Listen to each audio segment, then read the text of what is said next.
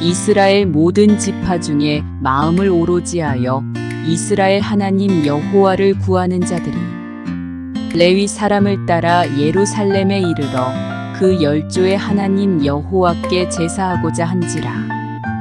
그러므로 3년 동안 유다 나라를 도와 솔로몬의 아들 르호보암을 강성하게 하였으니 이는 무리가 3년을 다윗과 솔로몬의 길로 행하였음이더라. 사랑과 은혜 많으신 주님 감사합니다. 오늘도 하나님의 능력과 하나님의 은혜와 하나님의 말씀이 이곳에 있게 해주심을 감사드리고, 저희도 모르는 가운데 하나님의 말씀이 저희들 마음판에 온전히 새겨지길 간절히 기원합니다. 아버지의 그 말씀이 저희들의 밝은 빛이 되어줘서 저희들이 갈 길 몰라 방황한 것이 아니라 하나님의 말씀의 인도대로 말씀대로 저희도 순종하며 나아갈 때 하나님의 나라에 저희들이 도착할 수 있다는 그런 확신과 그 믿음을 저에게 주실 수 믿습니다. 성령의 충만함을 함께 해주시고 하늘의 모든 지혜를 저에게 허락하셔서 말씀을 깨닫는 귀한 시간 될 수 있도록 아버지께서 역사해 주실 줄 믿사오며 모든 말씀을 예수 그리스도의 이름으로 감사하며 기도했습니다. 아멘. 감사합니다.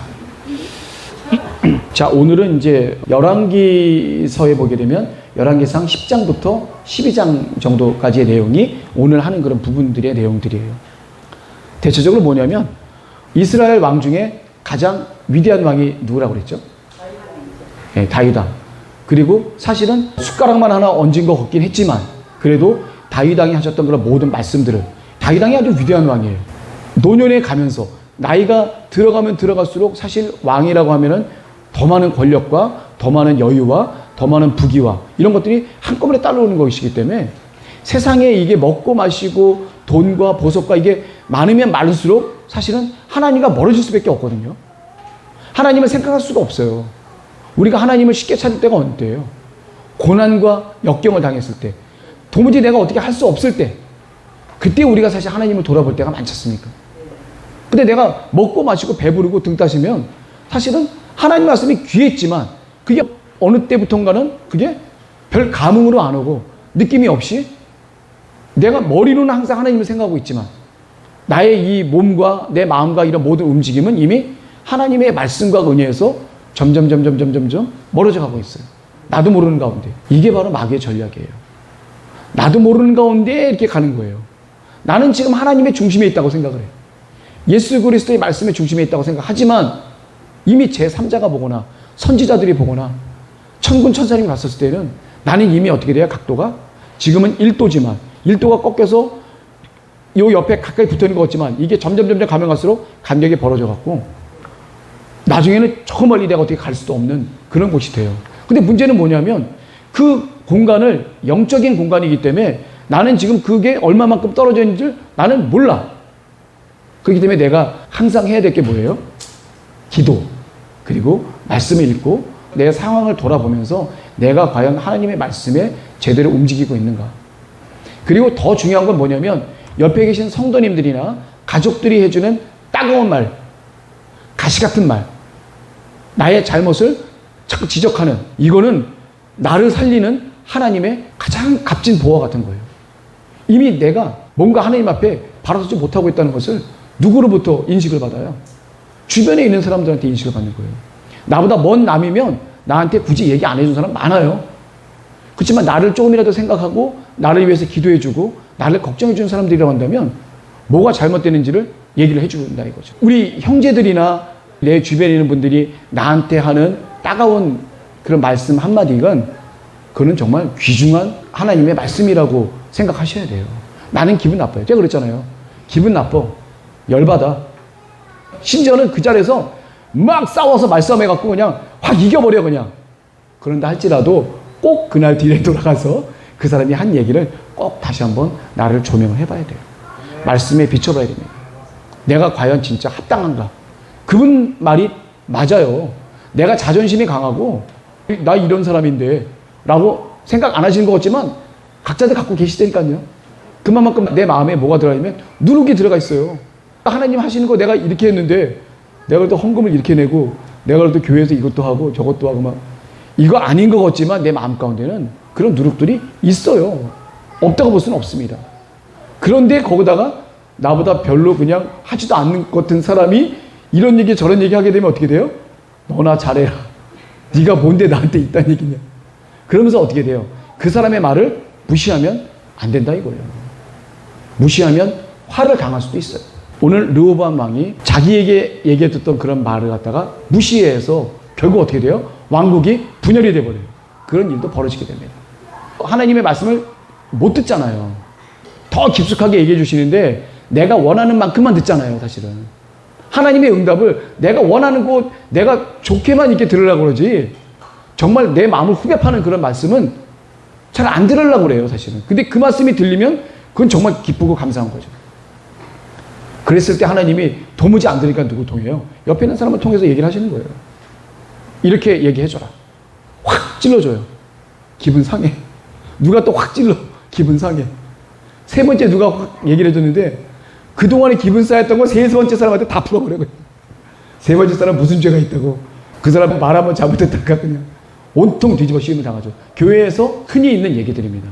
그래서 교회의 다툼이 너무 있을 필요가 없는 것 중에 하나가 뭐냐면 우리 요엘에서 하시는 말씀이 뭐예요? 이해해라. 누가 좀 이상한 짓을 하더라도 하나님 보시기에 안 좋게 하더라도 이해하자. 이해해주고 넘어가주고. 그게 기본인데다가 그리고 또 잘못한 사람은 어떤 마음이냐면 누가 조금이라도 나한테 얘기해 주는 거 있으면 이건 아버지 말씀이다. 하나님 말씀이다 생각하고 잘 내가 들어야겠다. 요 두 가지가 서로 화합만 된다고 한다면 교회 내에서의 다툼은 없게 되겠죠. 그래서 이게 우리가 생활을 하면서도 좀 시험에 들 만한 그럴 때는 반드시 어떻게 돼요? 우리 권사님처럼 하나님과의 깊은 대화. 그러다 보면 하나님께서 그 마음을 다 이해시켜 주시고 또 오해를 풀어 주시고 그리고 정말 나도 이랬었다라고 말씀하시면서까지 내 마음을 안정시켜 주시는. 아, 그래. 이건 아무것도 아니구나.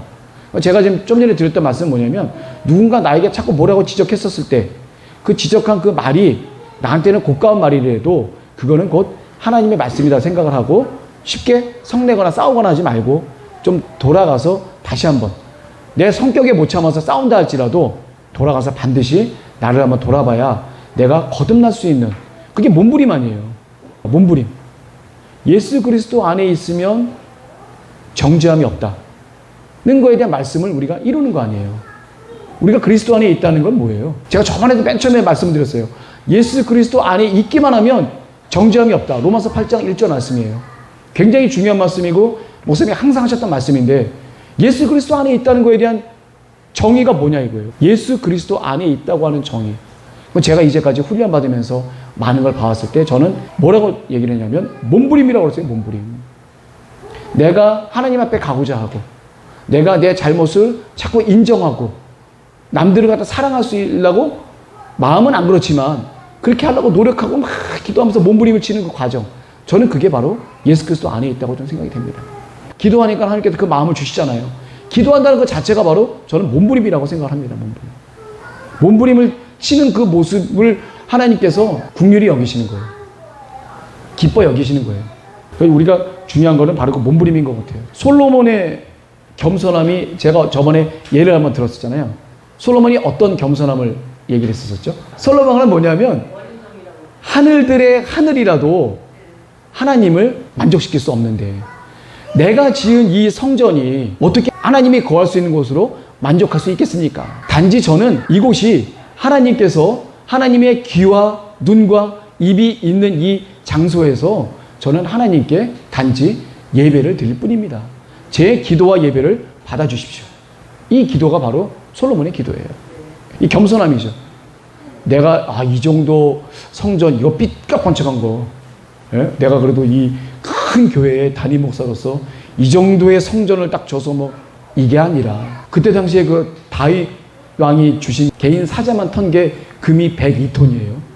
그리고 그걸 보고 감동한 주변 신하들이 모아서 내놓은 그 금이 150톤이에요. 그리고 그 외에 더 많은 금들이 거기 성전에 들어갔어요. 하나님의 전만큼 금이 그렇게 많이 들어간 곳. 그냥 성전 전체가 다 금으로 입혔어요. 아니 그거보다 귀한 데가 있어요? 이 세상에 막말로? 금돌저귀. 그게 뭐냐면 경첩이에요. 하다못해 경첩까지도 금박을 씌워갖고 완전히 금으로 갔는데 그때 당시에는요 놋도 귀한 시절이에요. 그게 귀한데 하다못해 은도 아니고 은은 그보다 더 많죠. 은도 어떤 은이에요? 은 중에서도 아주 정련된 은들만 해갖고 거친 그것만 해도 엄청난 그 숫자가 되는데 거기다가 금까지 합하면 이 솔로몬이 다윗 왕의 그 부탁에 의해서 모든 재료를 갖다가 만들어진 다윗 왕 거를 다 동원해서 만든 하나님의 전은요, 아마 그 당시 지상 최대의 아마 건물이라고 해도 과언이 아닐 겁니다. 그런데도 뭐라고 그래요? 솔로몬이 하늘들의 하늘이라는 표현을 써요. 이 성전은 아무것도 아닌데 저 하늘들 중에서도 가장 높은 하늘, 하나님과 가장 가까운 하늘도 하나님을 만족시킬 수 없는 곳인데 내가 이거 해봤자 이게 하나님이 만족하시겠냐고. 아닙니다. 그냥 저는 하나님이 이곳에 하나님의 눈과 귀를 두신다고 하셨으니까 제 기도와 제 예배를 들어주십시오라는 그 간절한 그 겸손한 기도를 솔로몬이 했었습니다. 제가 하나님과의 관계라는 것을 한번 제가 생각을 해봤어요. 우리 역대하 8장부터 11장까지 이거는 솔로몬 왕뿐만 아니라 다윗 왕뿐만이 아니라 르호보암 왕까지 모든 게 마찬가지인데 하나님과의 관계가 좋으면 흥해요. 하나님과의 관계가 안 좋기 시작하면 멸망이 시작된다. 하나님과의 관계가 안 좋다는 건 어떤 거죠? 조기모 권사님, 혹시 하나님과의 관계가 안 좋다는 건 어떤 의미예요? 하나님과 마음이 합하지 않았다. 그렇죠. 마음이 합하지 않았다는 거죠. 다윗 왕은 마음이 합한 정도고 하나님의 말씀에 순종하고 하나님의 말씀과 규례와 윤례와 법도대로 순종하고 행하는 것은 하나님과의 관계가 좋은 거예요. 근데 안 좋게 시작하면 어떻게 돼요? 멸망이 시작되죠. 멸망이 시작되는 그 시점이 정확히 어느 시점이었었죠? 이스라엘이 처음 시작됐던 게 솔로몬이 어떻게 돼요? 하나님으로부터 정말 위대한 지혜를 받고 하나님의 말씀대로 순종을 하다가 점점 부와 명예와 권력과 이런 것들로 인해서 마음이 조금씩 하나님으로부터 멀어지기 시작하니까 하나님이 가지지 말라고 했던 말도, 전쟁용 말도 많이 갖게 되고 또 하나님의 힘을 갖다가 의지하는 게 아니라 자기들이 스스로 국고성, 자기네들의 어떤 필요한 물품들을 보관하는 창고들, 그리고 말을 두는 곳들, 전쟁을 준비하는 모든 건물들을 만들기 시작하는 거예요. 하나님을 온전히 믿으면 그게 필요가 없는데, 아니 생각해 보세요. 다윗 왕 시절에 그런 게 어디 있어요? 사울 왕 시절에 그런 게 어디 있냐고요. 사울 왕 시절에 엄청난 전쟁이 벌어졌는데 어떻게 벌어졌어요? 하나님이 블레셋 군대를 그 사이에다가 두려움과 공포를 확 심어넣어 주니까 자기네들끼리 얼핏 몰라서 자기네들끼리 싸우는 거야. 그냥 마치 기드온의 300용사 할 때 미디안 족속들이 자기네들끼리 막 싸움했던 것처럼 자기네들끼리 막 싸움이 시작하는 거예요. 요나단이 가서 시작이 된 거죠. 요나단이 성령에 충만해서 올라가서 다니엘 경지단, 조그마한 이런 넓이에 되는 곳에서 사람을 죽이기 시작했었을 때, 그때 그 모습을 보고 하나님이 두려움과 공포와 떨림을 블레셋 군대들에게 확 줘버리니까 이 사람들이 눈이 멀어진 거예요. 눈이 멀어진 게 어두워진 게 아니라 이 영안이 닫혀버리게 되면 이게 적인지 아닌지 구분을 못한대요. 두렵고 떨린 마음으로 어떻게 돼요? 심한 극도의 공포를 느껴서 그냥 자기네끼리 막 아무데나 죽이는 거예요. 그냥 자기네끼리 막 싸우고 있는 거예요. 그 모습을 멀리 사울왕이 봤었을 때 얼마나 황당했겠어. 사울왕이 한 건 뭐예요? 가서 한 건 뭐냐면 전리품 수거한 것밖에 없어요. 그럼 도대체 그러면은 이스라엘이 말 때문에 이겼냐 이거예요. 창 때문에 이겼냐 이거예요. 아니란 얘기예요. 하나님의 능력이 함께했기 때문에 이길 수 있었던 거예요. 그러니 하나님이 원하셨던 거는 말도 아니요, 국고성도 아니고 이 솔로몬이 짓고 르호보암이 지은 병거성도 아니란 얘기예요. 하나님께 의지하려는 그 간절한 마음이 있어야 된다는 그 얘기죠. 근데 이제 그것이 조금씩 좀 무너져 가는 듯한 느낌이 듭니다. 외형적으로 보게 되면 국고성도 여러 군데 있어. 국고성이면 군대에서 얘기하면 비축창고예요. 비축창고. 필요한 물품들을 나중에 쓰려고 보관해놓은 그 임시 창고예요.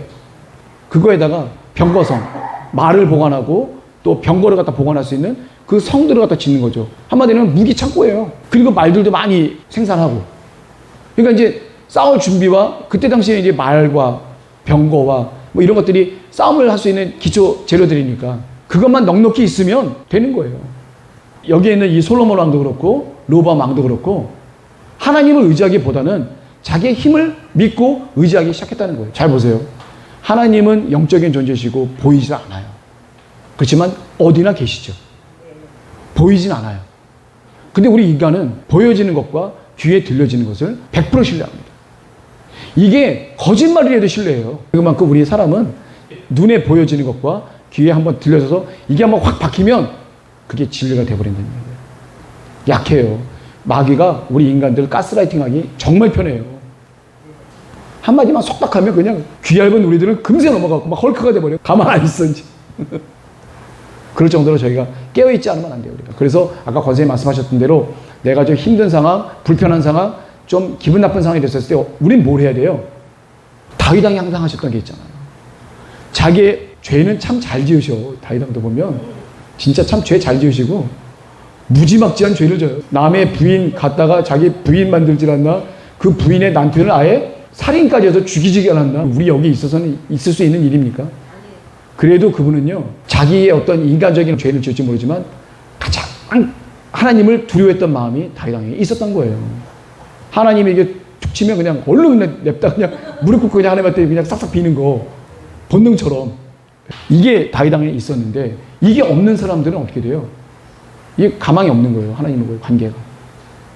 그러니까 하나님이 무섭지 않고 하나님이 굳이 필요 없을 때가 뭐냐면 내 힘이 왕성하고 내가 가진 게 많아지고 그러니까 왕이면 왕일수록 하나님을 가까이가 힘들어요. 그렇게 눈 팔 게 너무나도 많은데도 이 말년에 가면 갈수록 하나님께 대한 그 열망과 갈망이 보통이 아니에요. 밑빠진 물 붓기처럼 채워지지 않는 거예요. 하나님께 드리려는 영광, 감사, 찬양. 여기 나오는 제사장, 레위인, 성가대, 문지기 이 모든 반차들 순번대로 돌아가면서 하는 거 있잖아요. 이런 모든 조직들 그리고 성전을 어떻게 져야 된다는 거에 대한 그 조감도부터 해갖고 모든 게 다 하나님께서 영으로 부어주시잖아요. 그걸 다 그들의 식양대로 그리고 만들어서 아들 솔로몬한테 다 주기죠. 아마 다윗 왕한테도 하나님께서 성전 만들어라 했었으면 득달같이 가서 만들었을 거예요. 그런데 만들 수 있는 모든 재료를 다 다윗 왕이 비춰줬어요. 그리고 어떻게 만들어야 될지 그리고 규례를 어떻게 가져가야 될지 다윗 왕 시절부터 성가대가 시작이 된 겁니다. 사실은 하나님을 간절히 찾고자 하고 하나님께 간절히 달려가고자 했던 다윗 왕의 그 간절함, 몸부림 제가 말씀드린 아까 몸부림이 바로 이런 몸부림이에요.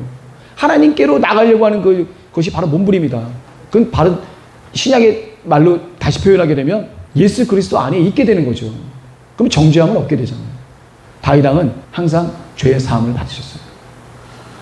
하나님을 무섭고 두렵고 떨린 마음으로 늘 갖고 계셨기 때문에 그게 가능했던 겁니다. 자, 그 아들 이제 솔로몬이 다윗 왕이 하셨던 말씀대로 하나님의 규례와 율례와 법도를 잘 지키기만 하면 너의 왕조가 영원할 거다라는 그 말을 솔로몬 왕은 그대로 순수하게 받아들여요. 그리고 왕이 되자마자 4년 동안 주변 정리를 하고 난 뒤에 처음 한 게 뭐냐면 1,000번째 기브온 산당에서 1,000번째로 되었다고 제가 역대하 1장에서 제가 말씀을 드렸어요. 하나님께 첫 번째로 예배를 드리는 거예요. 무조건 다윗 왕도 그렇고 솔로몬도 그렇고 뭔 일이 터지면 무조건 제사야. 무조건 예배야. 그냥. 무조건 기도, 무조건 예배. 이게 바로 하나님과의 관계가 좋아서 흥할 수밖에 없는 하나 그런 좋은 관계라고 제가 생각이 됩니다. 그럼 여기 계신 분들도요. 하나님과의 관계가 좋아져야 된다. 그럼 어떻게 돼요? 하나님께 드리는 기도, 내 주변에 있었던 모든 일들을 다 낱낱이 하나님께 구하고 기도하고 그거에 대해서 하나님께 받은 응답을 잘 받아서 하나님께 주시는 응답대로 하면요. 만사가 형통이 되더라고요. 관계가 잘 정립이 돼요. 주로 주시는 말씀이 내가 주로 희생하는 걸로 많이 나오니까 좀 마음이 좀 씁쓸하긴 한데 내가 돈을 다 써야 되고 내가 다 희생해야 되고 내가 다 헌신해야 되니까 좀 그런데 너 하나 미랄이 떨어져 죽어버리면 주변 모든 사람들이 다 기쁘고 감사할 수 있다면 되는 거 아니에요? 하나님의 원리는 그런 것 같습니다. 자, 솔로몬 왕이 어떻게 보게 되면 다윗 왕보다도 훨씬 더 많은 부를 누리게 됩니다. 그게 누구의 공이에요? 아버지의 공이에요. 하나님이 솔로몬과 언약을 맺었습니까? 다윗 왕하고 언약을 맺었습니까? 이렇게 대단한 사람이면 하늘의 지혜를 받을 정도면 솔로몬하고 언약을 맺어야 되는데 아니잖아요. 다윗 왕하고 언약을 맺잖아요. 그만큼 다윗 왕이 마음속에는 모든 것의 첫 번째는 바로 여호와 하나님이시라. 우리의 마음속에 첫 번째가 여호와 하나님, 예수 그리스도, 성령님이어야 된다. 자식이어도 안 되고요. 직장이어도 안 되고 물질이어도 안 돼요. 자식이 먼저였던 엘리 대제사장은 어떻게 됐어요? 해가 망신했어요. 그 아들 모든 것들을 하나님께 맡기고 하나님의 규례와 율례대로 법대로 했었을 때에는 하나님이 만져주셨을 거예요. 역사를 해주셨을 거예요. 근데 그걸 내가 한다. 내가 책임을 져야 된다. 내가 하기 시작하면요. 내가 책임져야 돼요. 하나님이 책임져 주실 건데 내가 나서서 내가 책임을 갖다 질 수 있다? 뭘 책임을 질 수 있어요? 머리카락 하나도 희게거나 검게 할 수 없는 우리들이 뭘 어떻게 하겠다는 거예요? 안 돼요. 그냥 독박 쓰는 거예요. 그렇게 하도록끔 하는 게 바로 마귀의 유혹입니다. 하나님을 뒤로하게 하고 내가 먼저 할 수 있도록 하게 하는 게 바로 마귀의 유혹이에요. 예수 그리스도를 물리치셔야죠. 나는 도무지 할 수 없으니 하나님 해주세요. 자, 솔로몬의 업적을 한번 볼게요. 왜 이게 솔로몬의 업적이 중요하냐면 뭐 자기가 다 한 줄 알아. 자기가 뭐 이렇게 해서 뭐 부하고 흥해 이게 다 하나님이 주신 건데 다윗왕은 어떻게 했어요? 맨 마지막에 노년에 가서 자기 모든 전 재산을 하나님 전 짓는데 다 내놔요. 제가 아까 말했죠. 금만 102톤이에요. 말이 102톤이지 금 102톤 한번 갖다 한번 보세요. 그게 얼마큼 엄청나게 위대한 건가. 자신의 금만 102톤이에요. 은만 300몇 톤이에요. 이럴 정도로 많은 재산들을 다 하나님께 드렸어요. 뭐라고 한번 드린 거예요? 모든 것이 다 주께로부터 왔으니 내가 갖고 있는 이 모든 것들은 다 하나님께 드리고 난 아버지 나라 가겠습니다. 그게 바로 다윗 왕의 신앙의 모태였어요. 신앙의 기조였었어요. 모든 것이 하나님으로부터 왔기 때문에 내가 갖고 있는 모든 것들은 다 하나님께 드리고 가겠습니다. 하나님의 전을 짓는데 자신의 모든 재산을 다 내놔요. 다윗 왕이 갖고 있는 어마어마한 재산들 다 내놔요. 그걸 보고 있던 신하들도 감복을 해서 어떻게 돼요? 다는 아니지만 상당수 자기의 것들을 다 긁어다가 다 다윗 앞에 내놓고 하나님의 전 곳간에다가 다 보관을 하게 되죠. 그래서 그거를 갖고 솔로몬 왕이 짓는 거예요. 자기 거 갖고 한 게 아니에요. 다윗 왕과 그때 당시 백성들, 다윗 왕에게 감복된 백성들이 하나님께 드렸던 이런 모든 것들을 하나님은 영광을 받으시는 거예요. 그리고 누구랑 언약을 맺으세요? 하나님은 돈도 아니고 금도 아니고 명예도 아니고 그 사람의 간절한 하나님께로 향하는 간절한 마음을 받으시는 거죠. 다윗 왕의 하나님께로 향한 그 간절함이 하나님은 엄청 흡족하신 거예요. 그리고 어떻게 돼요? 나와 마음이 합한 자라고 표현까지 하시는 거예요. 그렇게 칭함받은 사람 거의 없어요. 저번에 우리 권사님 중에 한 분이 그랬어요. 누가 자기 통장에 10만 원을 넣어주기로 했대. 누군지 아는 사람이 있을까? 그게 예배 좀 전에 누가 10만 원을 넣어준다고 했대요. 그날 예배 완전 망쳤대. 10만 원을 어디다 써야 될지 생각하더라고. 뭘 써야 될지 생각하더라고. 예배를 못 드렸다는 거예요, 예배를. 그러면서 끝나면서 뭐라 했냐면, 야, 내가 정말 10만 원 때문에 하나님께 드린 예배도 뭐라고 보세요 말씀하셨는데 기억도 안 나고. 아니, 100만 원도 아니고 1000만 원이면 또 말도 안 해, 내가 진짜. 단돈 10만 원. 근데 그분한테 10만 원은 굉장히 큰 돈이었어요, 사실은. 적은 돈이 아니에요. 그럴 정도로 우리는요, 휘둘린다는 얘기예요. 휘둘려. 안 휘둘릴 거 같죠? 딱 때리면 휘둘려요. 깨어 있어서 기도하시길 바랍니다. 항상 모든 게 좋아도 기도해야 되고 나빠도 기도해야 되고 이 기도해야지만 그때 당시에 하나님께 합격 판정을 받을 수가 있어요. 잠깐 움찔하면 불합격돼요. 마귀와의 그 영적인 전쟁에서는 우리가 반드시 승리할 수가 없습니다. 내 안에 계신 성령께서 내 마음을 주장해 주시고 영안을 열어주시고 어떻게 해야 될 바를 내 마음속에 간절히 막 호통쳐 주지 아니하시면 내가 그 순간에 절대로 마귀 못 이겨요. 반드시 마귀 게임에 넘어가서 겉으로 보기에는 예수님 위하는 척 하는 것 같지만 사실은 예수님의 좋지 못한 모든 것들에 대해서 예수님을 핍박하게 되는 그런 잘못된 상황으로 갈 수도 있습니다. 이 영적인 거 잘 끼어 있어야 돼요. 우리가 지금 말씀을 듣고 말씀을 보는 이유는 뭐냐면 바로 그 영적인 그런 부분들을 잘 보고 우리 선조들이 과연 어떻게 잘못했는지 또 어떻게 잘해서 하나님 앞에 바로 서게 됐는지를 우리가 배우는 거예요. 자, 솔로몬의 업적이 되게 위대합니다. 건축 분야를 보게 되면 하나님의 성전을 7년 동안 지었어요. 그리고 이거는 좀 약간 그렇긴 한데 자기 궁전 짓는 동안 느라고 13년이 걸렸어요. 하나님의 전은 7년인데 솔로몬의 자기가 짓는 궁전은 13년이면 배나 들어갔잖아요. 그러면 어때요? 좀 기분 그렇지 않으세요? 하나님의 전은 짧게 끝나고 자기 전은 왜 이렇게 오래 걸려? 근데 이유가 있어요. 왜 그런지 아세요? 다윗 왕이 모아놨던 모든 재료가 7년 동안 확 한 번에 소비가 됐던 거예요. 그거 다 끝나고 나니까 재료도 없어. 인부도 없어. 걸리는 모든 것들 다 모으면서 해야 되기 때문에 그만큼 걸리는 시간들이 좀 길어질 수밖에 없었던 것은 재료 부족, 그리고 인력 부족, 이런 여러 가지들이 합해져서 사실은 솔로몬 궁전보다도 하나님의 성전이 훨씬 더 간절하고 위대하고 멋있게 졌지만 더 오래 걸렸던 이유는 뭐냐면 모든 재료들이 다 하나님 전에 들어가느라고 다 소진이 됐어요. 그래서 그 재료 부족도 있고 인력 부족도 있었기 때문에 그 기간은 좀 더 길어질 수밖에 없었습니다. 그래서 20년 동안 건축을 하게 돼요. 오로지 하나님의 전과 근데 왕이니까 자신이 있어야 될 궁궐. 그리고 여기서 말하는 솔로몬 궁전은 어떤 궁전이냐면 창고예요, 일종의. 금방패 그리고 전리품들 뭐 이런 것들을 다 모아다가 하나님 전에다 모아놓을 수 없으니까 하나님 전 대신해서 하나님 전에 있어야 될 것들 모아놓는 그 장소가 바로 이 솔로몬 궁, 두 번째 지은 건 바로 그 궁전을 지은 거예요. 그리고 그 다음에 뭘 줬어요? 자기가 있는 궁전은 원래 있었어요. 다윗성의 궁전이 있었으니까 약간 리모델링을 했겠죠. 그 뒤에다가 또 하나 궁전을 줘서 바로 왕, 자기의 조강지처가 바로의 딸입니다. 첫 번째 부인이. 근데 이방 여인이어서 다윗성에 있을 수가 없어요. 자기랑 같이. 이방 여인이 거룩한 곳에 있을 수 없다 해서 거주할 수 있는 또 다른 궁을 한쪽으로 좀 빼줬습니다. 왕비 때문에 또 궁전을 짓나 했더니 그 얘기 아니라 그 왕비가 이방 여인이기 때문에 하나님의 거룩한 법궤가 있는 곳에 같이 다윗성에 머무를 수가 없기 때문에 자기 조강지처지만 이방 여인이기 때문에 또 다른 거처할 곳을 갖다 하나 져주게 됩니다. 자, 그리고 여러 가지 건축물이 또 있어요. 다드몰이라고 하는 그 지역인데 그 지역을 전쟁을 할 수 있도록 건축을 또 한 거예요. 또 그리고 국고성, 나라에 필요한 물품을 저장하는 장소인데요. 하맛이라고 하는 그 장소에 국고성을 건축합니다. 열왕기서에는 하맛이라고 나와 있지는 않아요. 그냥 국고성이라고 나와 있는데 여기 역대기에는 하맛이라고 위치가 정확히 나와 있습니다.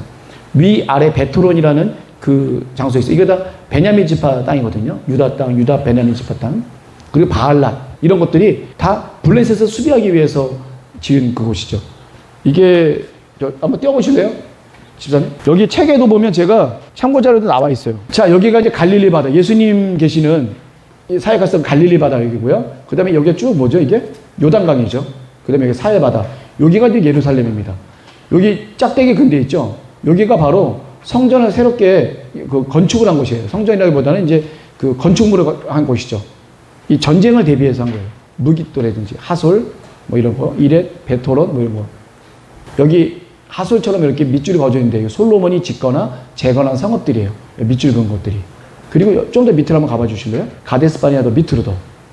예, 여기 보면 에시온 개별인데 나중에 보겠지만 여기서부터 이제 배가 뛰어져서 이렇게 쭉 돌아가서 어디로 가냐면 다시스. 다시스가 어디냐면 스페인의 타티스라는 곳이에요. 그러니까 유럽에서부터 오는 그런 여러 가지 물품들을 교역하는 장소가 바로 에시온 개별. 여기서부터 시작해서 쭉 이렇게 왔다 갔다 이렇게 하게 됩니다. 무역하는 데 나중에 보게 되면. 자, 그 다음에 이 건축물을 갖다 많이 짓게 돼요.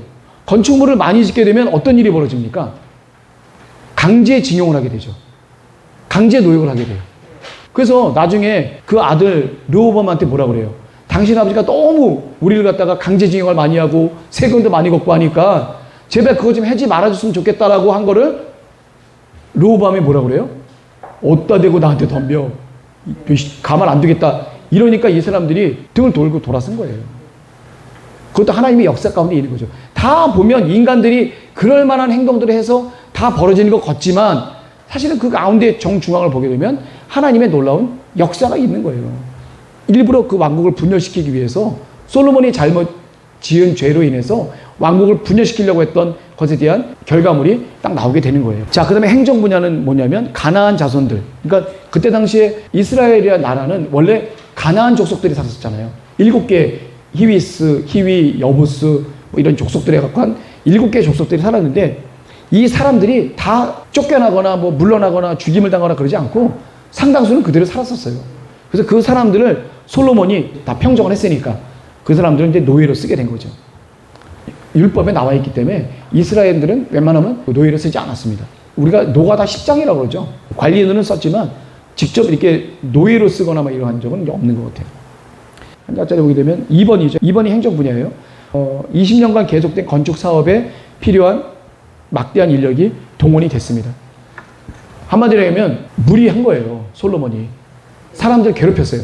세금도 많이 걷고 그 다음에 인력도 많이 동원해서 심지어는 이스라엘인까지도 포함돼서 이게 많이 노역을 했다는 얘기죠. 괴로운 거예요. 왕은 막 이렇게 만들어서 했지만 그 밑에서 고생하는 백성들은 고생이 심했다는 얘기죠. 어느 정도로 심했었냐면 애굽에서 종살이 할 때만큼 심할 정도로 이게 많이 좀 심했던 것 같아요. 그러니까 백성들이 들고 일어날 정도니까요. 자, 종교적인 분야가 있습니다. 이건 어떻게 돼요? 하나님의 성전을 갖다 졌으니까 안식일, 월삭은 매월 초에 하나님께 드리는 예배예요. 매월 초마다. 안식일은 언제죠? 매주마다, 매월. 그 사실은 매일도 해요. 아침, 저녁으로 하나님께 제사를 드립니다. 사실은. 거기 빠졌는데요. 그리고 3대 절기가 있죠. 6월절. 6월절이 뭐예요? 하나님이 애굽의 핍박으로부터 구해주는 장자의 재앙이 있던 날에 장자의 재앙을 면하게 해준 기념으로 우리가 6월절을 갖다 지켜야 되죠. 그 다음에 7.7절이 있어요. 오순절이라고 그러죠. 오순절이 뭐죠? 성령이 임했던 오순절인데 우리가 여기 6월절 무교절 기간 중에 초실절이라고 있어요. 처음으로 그 보리를 수확하는 날이 있어요. 보리를 수확하는 날에서 50일째 되는 날. 그래서 오순이라고 그래요. 77이 뭐예요? 7일간을 7번 한다고 해서 77절이라고 해요. 7일간을 7번. 그러면 49일 아니에요. 49일 다음 날 되는 게 바로 오순절이에요. 그래서 77절이라고도 하고 오순절이라고 해도 맥추절. 보리를 갖다 거두는 시기. 보리를 처음 수확하고 난 뒤에 나서 50일 뒤에 절기를 77절이라고 합니다. 초막절은 뭐예요? 7월 15일과 20일 일주일간. 이번에 그 하나님의 성전, 그 솔로몬의 성전을 갖다 졌을 때 낙성식을 일주일간 하고 낙성식 끝나자마자 바로 또 어떤 절기가 이어져요? 초막절 행사가 또 이어졌어요. 근데 2주간의 큰 축제가 벌어진 그 때가 바로 이제 이 초막절인데 이 초막절은 광야 40년 동안을 왜 초막 생활 하잖아요. 텐트, 광야 생활을 하잖아요. 그것을 일주일 동안 체험을 하는 거예요. 우리 선조들이 이렇게 광야를 다니면서 이런 곳에서 생활했다는 것을 일주일 동안 체험을 하면서 이렇게 그 절기를 갖다 생각하는 또 하나의 큰 축제죠. 자, 그리고 제사장, 레위인, 문지기, 이 여러 가지 24반차, 이게 순번이 있는데 이건 다윗 왕이 만든 거예요. 이걸 잘 실행에 옮겼고요. 그 다음에 해상무역, 에돔 땅의 바닷가, 아까 봤던 에시온 게벨. 이게 여기가 보면 이게 아카바만이라고 그래요. 아카바만. 이쪽 가면 페르시아만인데 만이 뭐예요? 만. 육지와 육지 사이에 있는 그 물을 갖다가 만이라고 그러거든요. 그 만에 있는 에시온 게벨, 엘론 이런 것은 무역을 많이 했던 그 장소예요. 어떻게 보면 배가 띄우기 좀 편하니까 여기서부터 저기 지중해까지 가는 거죠. 어디까지 갔냐면 다시스라는 곳까지도 가게 돼요. 다시스. 스페인. 스페인의 다시스 가면은 거기 굉장히 타티스라고 그래갖고 무역이 아주 활발했던 곳이죠. 그래서 지중해 지역 이쪽이 굉장히 그 유럽과의 그 무역이 아주 활발했던 곳이죠. 거기에 그 상당수 영향력을 미쳤던 게 바로 솔로몬 왕국이에요. 이건 뭐냐면 솔로몬 왕의 업적이에요. 건축 분야, 행정 분야, 종교 분야, 그 다음에 해상 무역 분야에 이렇게 많은 업적을 솔로몬이 하게 됩니다. 이런 가운데 하나님하고 가까이 있으면 되는데 부족한 게 없으니까 조금씩 하나님과 내 마음이 멀어지기 시작하는 계기가 됐던 거예요. 그래서 내가 기도 제목을 하나님께 들어주셨을 때 평안하고 안일하기 시작하면은 그 전에 내가 힘들고 어려웠을 때보다도 더 하나님과 멀어질 수가 있어요. 하나님과 멀어져서는 안 됩니다. 내가 점점 축복받고 은혜받고 뭐 물질적으로도 많이 풍족해지고 이러면 이럴수록 어떻게 돼요? 다윗 왕처럼 하나님 앞에 더 나가고 하나님께 더 어떻게 드리려고 그러고 하나님께 영광을 드리려고 하는 그 간절함이 더 커야 된다. 더 깨어서 기도해야 되고 더 깨어서 하나님 앞에 달려가려는 그 간절함이 우리에게 달라고 끊임없이 기도를 해야 돼요. 죄 짓지 않게 해달라고. 한마디로 하면 하나님 살려주세요. 내가 괴로워도 살려주세요. 돈 많아도 살려주세요. 내가 부해서 하나님 앞에 죄를 짓까봐 걱정되는 마음에 하나님 좀 살려주세요. 늘 언제나 우리는 하나님 앞에 살려달라고 하는 이 기도밖에는 할 게 없습니다. 여기 보게 되면 그 다음에 이제 솔로몬의 영광과 죽음이 있는데 솔로몬 왕의 영광이 뭐예요? 위대함. 솔로몬의 위대함이 여기 쭉 나타난 거예요. 이 위대함은 어디서부터 나오는 거죠? 1000번째 드리고 났었을 때 하나님께 구했던 하늘의 지혜. 하나님의 이 많은 백성들을 내가 어떻게 인도해야 됩니까? 라고 했었을 때 어떻게 인도하기를 원하는 그 간절한 지혜를 받아서 여러 가지 영광이 나타나죠. 대표적인 게 뭐가 있어요? 스바 여왕. 스바라는 곳은 어디냐면 사우디아라비아 아시죠? 사우디아라비아 이렇게 나오는데 아시죠? 이집트 바로 옆에 사우디아라비아 반도의 남서쪽 왼쪽 밑에 부분 그쪽이 바로 지금의 현재 보면 예멘이라고 하는 나라가 있어요. 예멘이라고 하는 곳에 남쪽 지방에 되는 그 부분이 바로 지금 현재 스바 지역이다. 그때 당시에 사베안 왕국이라고 하는데 거기에 사베안 왕국이라고 있었어요. 그 왕국이 바로 스바라는 곳이다. 그래서 그 스바에 있는 한 여왕이 솔로몬 왕을 방문하게 되죠. 솔로몬이 지혜가 너무 뛰어나기 때문에 정말 그 유명한 지혜가 정말 맞는지 한번 보고 싶기도 하고, 그리고 이스라엘이 워낙 무역을 많이 하는 나라다 보니까 무역을 좀 한번 터보기 위해서 이 스바 여왕이 예루살렘까지 많은 낙타와 많은 그걸 통해서 그냥 온갖 보석과 향료와 이런 것들 바리바리 신고 어디로 와요? 솔로몬 왕에게 다 찾아오게 되죠. 유대 전승이나 아라비아 전승에 보게 되면 사실 그때 당시에 솔로몬에게 스바 여왕이 좀 반했나 봐. 그래서 사실은 솔로몬의 아이를 또 갖고 솔로몬의 아이를 또 낳게 돼요. 그게 이제 전승에 나와 있어요. 성경상에 나와 있지 않는데 그런 전승도 있긴 하더라고요. 그래서 스바 여왕이 와서 감탄을 합니다. 뭘 보고 감탄하면 솔로몬의 지혜를 보고 감탄해요. 모든 걸 물어봤는데 막힘없이 다 대답하는 거예요. 그리고 솔로몬이 건축한 궁이나 또 성전이나 이런 걸 보고 놀래요. 그리고 솔로몬이 먹는 음식들, 그리고 솔로몬 신하들이 서 있는 모습들, 또 하나님의 전의 층계, 이런 모든 것을 보고 아주 탈목을 합니다. 내가 알고 있던 거는 한 반 정도밖에 안 되고 엄청나게 위대하다는 것을 스바 여왕의 입을 통해서 딱 얘기를 하게 돼요. 이방인의 입을 통해서 하나님의 영광을 나타내는 거예요. 또 다른 케이스가 뭐가 있었죠? 오순절 다락방에서 성령이 임했을 때 주변에 많은 이방인들이 하나님의 능력이 임하는 것, 성령이 임하는 것을 보고 온 주변에 있는 사람들이 다 찬양을 하게 되죠. 이것도 보게 되면 하나님의 진정한 능력이 임했다는 것은 굳이 딴 사람이 아니라 하나님을 모르는 사람들의 입을 통해서 하나님을 찬양하도록 하는 그런 경우가 성경에 몇 가지가 좀 나와 있습니다. 그 중에 한 가지가 바로 이거예요. 스바 여왕, 이방 여인인데 하나님을 마음속 깊숙한 곳, 뼛속 깊숙한 곳에서부터 하나님을 놀랍게 찬양하게 되는, 하나님의 영광을 받으시는 거죠. 이방인들로부터. 그때 당시 금을 120달란트, 한 4.1톤 정도 갖고 왔죠. 그 다윗 왕의 사제 102톤에 비하면 터무니없이 보장한 숫자지만 이때 당시에 4.1톤이라고 하면 엄청난 양의 그 보화라고 볼 수 있습니다. 그리고 많은 향품. 이 스바라는 지역이 상품이 많이 나는 거예요. 그 발삼 향이라고 그러죠. 발삼이라고 그러죠. 발삼 나무에서 나오는 그 향료 그런 게 많이 있다고 그러더라고요. 그런 것들이 많이 있었던 곳이 바로 스바 그 지역이에요. 그 아라비아 제국의 남서쪽에 있는 거죠. 자, 그 다음에 이제 솔로몬의 부귀와 영광. 솔로몬이 얼마만큼 부자였냐면 세입금, 벌어들이는 그 세입이 666금 달란트예요. 금이 1달란트가 아니라 666달란트에다가 상고, 무역상들이 갖고 오는 무역세가 있어요. 그리고 외국 사신들이 갖고 오는 예물들이 있고 정복 국가들로부터 받는, 왕들로부터 받는 곡물들이 있어요. 이런 것들을 합치면 엄청난 양의 재산이 솔로몬에게 딱 가는 거예요. 솔로몬 왕에게. 엄청나게 많은 부귀 영화를 누리게 되는 거죠. 한마디로 또 표현을 하면은 이 성경의 표현은 뭐냐면 상하로 큰 보좌를 만들어요. 상하면 뭐예요? 코끼리 이빨이잖아요. 코끼리가 그때 당시에는 많지가 않았어요. 어디냐면 유브라데강 상류 지역에 코끼리 무리들이 있는데 거기서부터 상하 이빨을 갖다가 얻어서 만들었는데 그걸 갖다가 이 보좌를 만들 정도로, 그리고 거기다가 정금을 입힐 정도로 이렇게 그 위세나 아니면 그 위치나 이런 것들이 굉장히 대단했던, 솔로몬의 부귀가 이렇게 대단했다는 걸 알 수가 있죠. 그리고 또 보좌에 6층계가 있는데 거기에 12사자가 있어요. 한 층마다 사자가 왼쪽 오른 좌우에 있는데 그게 굉장히 유명한 조각품인 것 같아요. 그리고 금 방패 큰 거가 200개, 하나가 600세겔, 7kg가 들어간 거죠, 금이. 그게 200개가 있었고 작은 방패 300개. 이게 백향목 궁전에 다 보관이 돼 있던 거예요. 한마디로 하면 금을 금박으로 싸갖고 방패를 만든 거예요. 큰 방패. 큰 방패가 어느 정도냐면 딱 이게 앉았을 때 몸이 딱 완전히 가릴 수 있는 게 큰 방패예요. 그리고 서서 있었을 때 자기 요 상체를 가릴 수 정도가 작은 방패. 그래서 큰 방패에는 금 600세겔이 들어가고 작은 방패는 금 300세겔. 그러니까 금 3.5kg.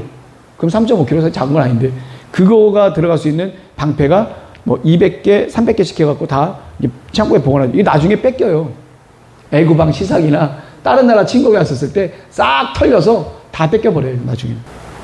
솔로몬 왕이 갖고 있는 그릇들은 모두 금입니다. 자, 유브라데 강부터 블레셋에 이르기까지 애굽 지경까지 모든 왕들을 다 솔로몬 왕이 관할을 해요. 그리고 은을 뭐같이? 돌같이. 백향목이 아주 귀한 나무인데 그냥 옆집에 있는 뽕나무처럼 밖에 취급을 안 받을 정도로 무지무지하게 많은 이걸 받게 됩니다. 그러면 솔로몬이 갖고 있는 부귀는 부족함이 없어요. 근데 다윗 왕도 부족함이 없었고 솔로몬 왕도 부족함이 없었는데 둘에 대한 차이점은 뭐냐면 솔로몬 왕은 그 부귀함으로 인해서 하나님과 마음이 멀어진 거고 다윗 왕은 부귀하지만 하나님으로부터 그 마음이 멀어지지 않은 차이가 뭐가 있다고 제가 말씀드렸죠. 솔로몬 왕은 온실 속에서 자란 화초라고 생각하면 다윗 왕은 어때요? 진짜 들에 있는 잡초같이 자랐죠. 많은 광야에서 언제 죽을지 모르는 그 위험한 순간들 그런 것들 하나님 은혜 가운데 다 겪게 되는 아주 잡초같이 자랐던 다윗 왕은 끝까지 마음이 흔들리지 않았어요. 근데 우리 솔로몬 왕은 약간 좀 온실 속에 자랐어요. 특별한 고난과 험난과 이런 게 별로 없어. 그러다 보니까 그 마음이 쉽게 하나님으로부터 좀 멀어질 수밖에 없는 그런 걸 제공하지 않았겠나. 이건 제 생각입니다. 솔로몬이 그러지 않았고 다윗 왕도 저한테 그러지 않았어요. 그 제 생각입니다. 누가 얘기해 준 것도 없어요. 선지자 나단도 저한테 뭐라고 안 그렇습니다. 자, 이러다 보니까 솔로몬 왕국이 가만히 있겠어요? 하나님께서? 잘못됐다고 하시겠죠? 솔로몬의 죄로 인해서 왕국이 찢어질 거다라고 누가 예언을 해요? 선지자 이름이 누구죠? 선지자 이름. 스마야 말고. 아히야라고 있어요. 북왕국의 1대 왕 여로보암한테 아히야가 나타나서 네가 이스라엘의 10지파를 갖게 될 거다. 그리고 몸소 갖고 있는 깨끗한 옷을 조각을 내갖고 10조각을 또 줘요. 굳이 뭐 그렇게까지 할 필요까지 없는데 그 깨끗한 옷인 것 같은데 그냥 입고 그냥 말만 해도 되는데 굳이 옷을 벗어갖고 옷을 12조각을 내갖고 10조각을 주고 2조각을 이렇게 놓는 그런 행위 예술까지 벌어지면서까지 이거는 선지자들에게 주시는 하나님의 큰 감동인 거예요. 그 사실을 솔로몬이 알게 돼서 이 여로보암이 애굽으로 도망을 가죠. 피신을 가죠. 왜냐면 솔로몬이 죽일지도 모른다는 공포감 때문에 도망을 가요. 애굽 왕 히삭한테 도망을 갔다가 솔로몬이 죽고 난 다음에 다시 오게 되죠. 다시 오게 되는데 여로보암이 오게 되는 거에 있어서 두 가지가 관점이 있어요.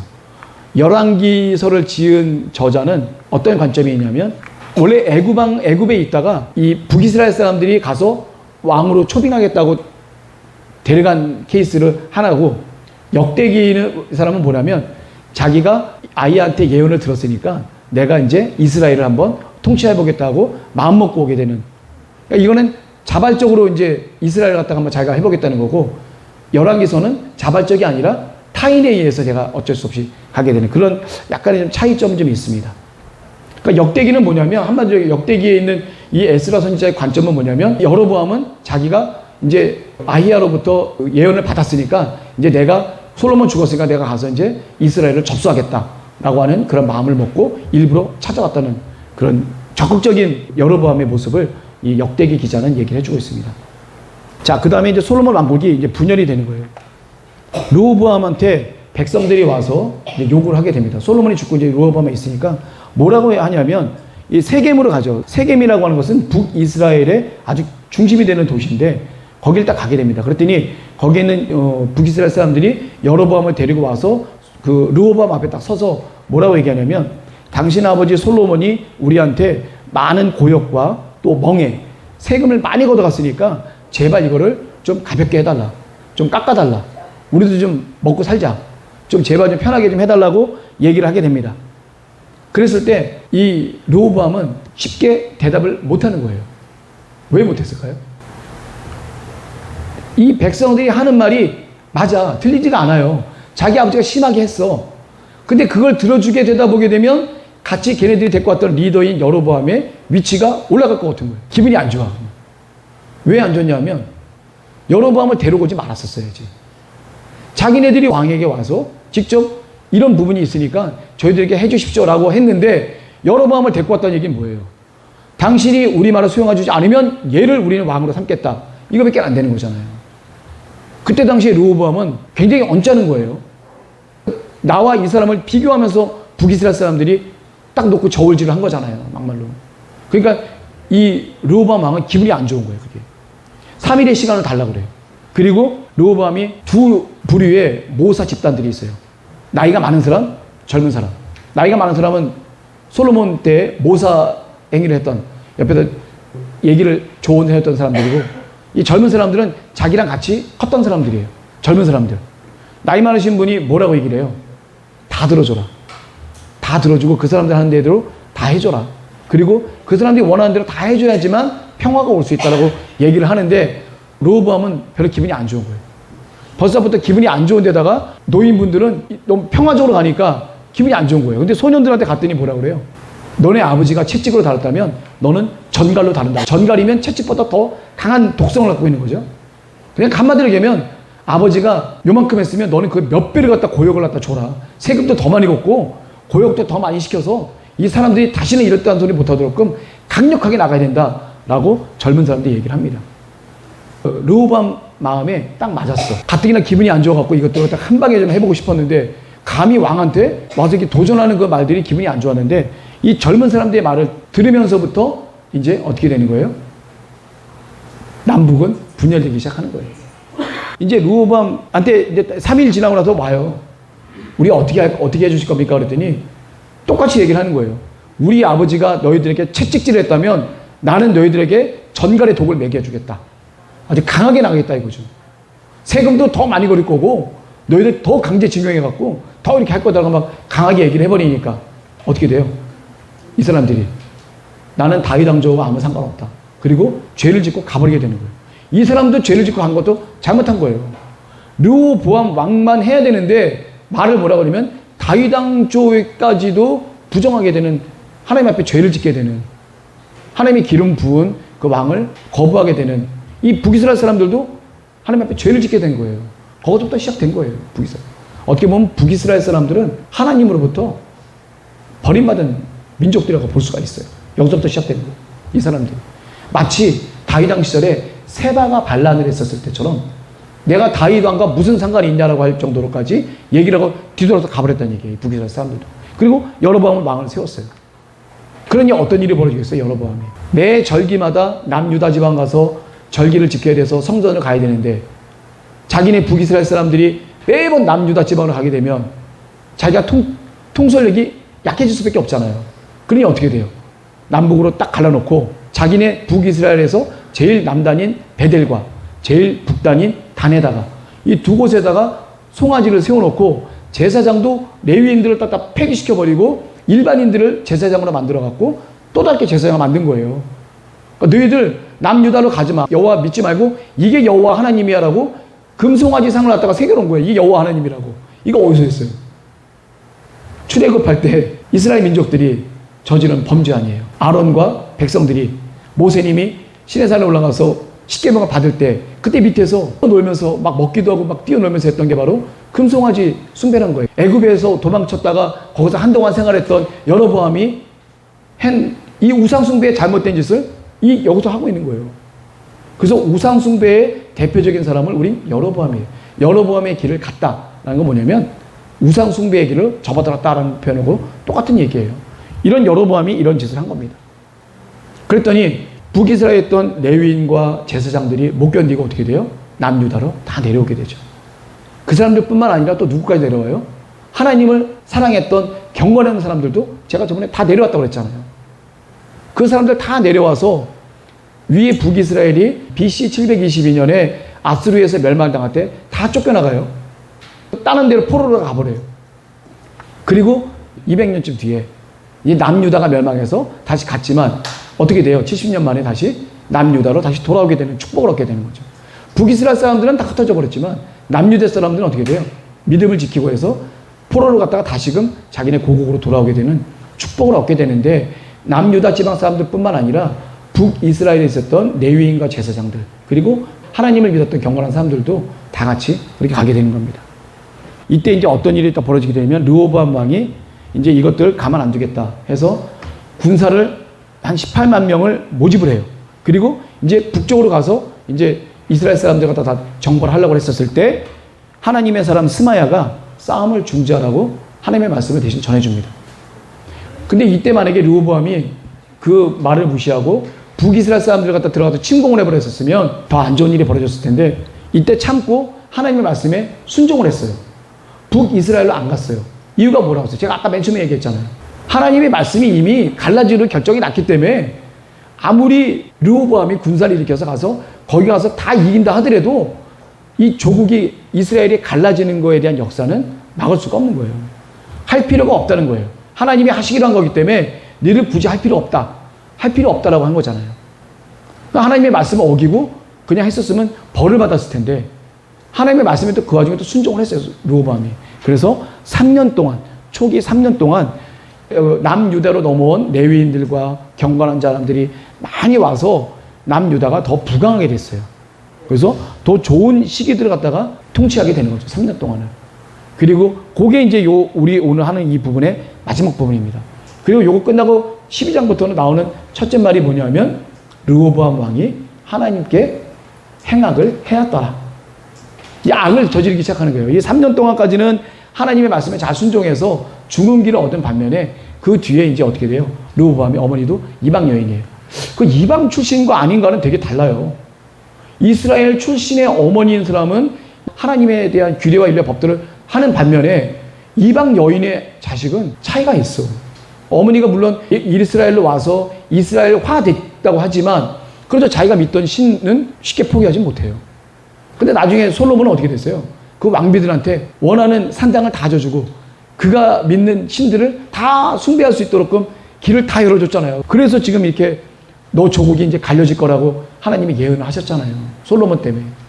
아들 때에 와서 그렇게 한다고 해서 르호보암 왕 때에 이미 이렇게 하나님이 솔로몬 시절부터 예언했던 것을 하고 계신 거예요. 그러니까 르호보암 너가 가서 북이스라엘 사람들 쳐봤자 소용없어.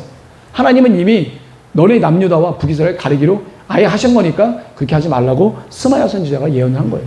다행히 르호보암 왕이 그 말씀을 들어서 순종했기 때문에 그나마 이 3년 동안이라도 죽은 길을 얻을 수가 있었던 거예요. 그래서 결국 여기 결론이 뭐냐면 이 하나님과의 관계입니다. 여기 계신 우리 분들도 하나님과의 관계가 있어요. 솔로몬 왕, 그 다음에 솔로몬 왕의 아들 르호보암 왕도 하나님과의 관계가 있어요. 근데 우리가 여기서 얻은 분명한 룰은 뭐냐면 하나님과의 관계가 좋으면 흥하고 하나님과의 관계가 안 좋아지기 시작한다면 멸망이 시작된다. 좋아진다는 건 뭐예요? 하나님의 규례와 율례와 법도에 순종하고 하나님께 말씀을 드리고 예배를 잘 드리고 하나님의 모든 말씀에 순종한다는 거고 안 좋기 시작한다는 건 뭐예요? 하나님을 조금씩 뒤로 하고 자기의 생각대로 하나님은 국고성과 말과 병거와 이거 원하지 않으셨는데 그런 걸 잔뜩 만들어 놓고 하나님을 의지하지 않고 자기 멋대로 마음대로 하겠다고 하는 게 바로 하나님과의 관계가 안 좋아지기 시작하는 거죠. 우리가 이 생활에서도 이분들 거를 우리 생활에 정확히 적용할 필요가 있어요. 우리의 생활도 과연 기도하는 가운데 말씀 읽는 가운데 하나님의 말씀과 주시는 기도의 응답에 우리가 정말 할 수는 없지만 순종하려고 정말 몸 바쳐서 막 몸부림치면서 하나님 앞에 나아가는 거냐, 아니면 할 수 없으니까 포기하고 내 뜻과 내 마음대로 내가 생활을 하는 거냐. 여기에 있는 솔로몬과 르호보암과의 하나님과의 관계와 우리 관계가 차이가 없다는 거예요. 이분들이 하나님 앞에 어떻게 해서 죄를 졌다는 것을 우리 인생에 있어서 우리 삶에 있어서도 하나님 앞에 죄를 지면 안 돼요. 담임 목사님을 통해서 하시는 말씀들, 심지어는 내 주변에서 나에게 주는 따끔한 조언이라도 그 하나님의 말씀을 생각하고 그것에 대해서 기도하고 묵상하고 내 마음 가운데서 나쁜 것은 다 제쳐버리고 중심에 있는 좋은 것들만 딱 들으면 되는 거예요. 네. 누구랑 얘기를 하는데 나에 대해서 자꾸 비판을 해. 안 좋게 얘기를 해. 그 얘기하는 단어와 뉘앙스와 이거를 빼란 얘기예요. 그리고 중심만 보자 이거예요. 그럼 그분이 나에게 뭘 원하는가. 그것만 생각하면 되는 거지. 거기에 또 첨가물이 들어가고 욕 비슷하게 들어가고 판단이 들어가고 이건 빼자 이거예요. 중심만 딱 놓고 하나님이 나에게 뭘 원하시는지를 온전히 잘 깨닫고 그것만 순종한다고 한다면 이 지혜가 우리에게 임하기를 원합니다. 이거는 성령께서 우리 마음에 주시는 지혜지 내가 할 수 있는 지혜가 아니라고 전 분명히 믿습니다. 기도하시기 바랍니다. 우리가 1시간 반 동안 기도하라고 그러잖아요. 그거보다 사실 더 해야 돼. 어떻게 보면 1시간 반 동안 기도하라고 그러셨고 또 이렇게 말씀을 읽는 시간들이 우리에게는 있어요. 이 시간들을 경홀히 여기지 않으시길 바랍니다. 이걸 귀중하게 여기시고 이거를 진지하게 여기셔야지만 하나님과의 관계가 명확하게 맺어질 수가 있어요. 그래야 우리가 흥할 수가 있습니다. 이 흥한다는 건 꼭 부자가 된다, 권력을 얻는다 이런 얘기가 아니에요. 하나님과 마음에 맞춰서 내가 하늘나라로 전진하고 있다는 것에 대한 표현이 흥하다고 표현하면 됩니다. 그렇게만 한다면 하나님은 어때요? 솔로몬이 지혜와 지식을 원했을 때 하나님은 뭐예요? 부와 권력과 명예까지도 덤으로 주시는 하나님이신 것을 우리가 솔로몬의 기도에서부터 우리가 깨달았잖아요. 우리에게 필요한 것은 하나님이 채워주십니다. 우리가 기도하고 우리가 원하는 건 뭘 원해야 돼요? 하나님이 원하시는 걸 해야 돼요. 필요한 건 채워주세요. 이 두 분들의 그 상황을 놓고 봤었을 때 이렇게 많은 번영들이 있었고 많은 위대한 업적이 있었고 했었지만 정작 중요한 것은 과연 이것들이 하나님께 영광이 됐느냐 안 되느냐가 중요한 거예요. 내가 몸 열심히 했지만 이게 하나님께 영광이 될 수 있느냐 안 될 수 있느냐를 우리가 늘 묵상하고 기도하고 항상 생각해야 된다는 것을 잊지 않으셨으면 합니다. 모든 것이 주께로부터 왔으니까 내가 갖고 있는 모든 것을 다 하나님께 드린다고 하는 이 간절함이 우리에게도 있길 바라시면서 오늘 역대하 3번째 시간을 다 마치도록 하겠습니다. 감사합니다.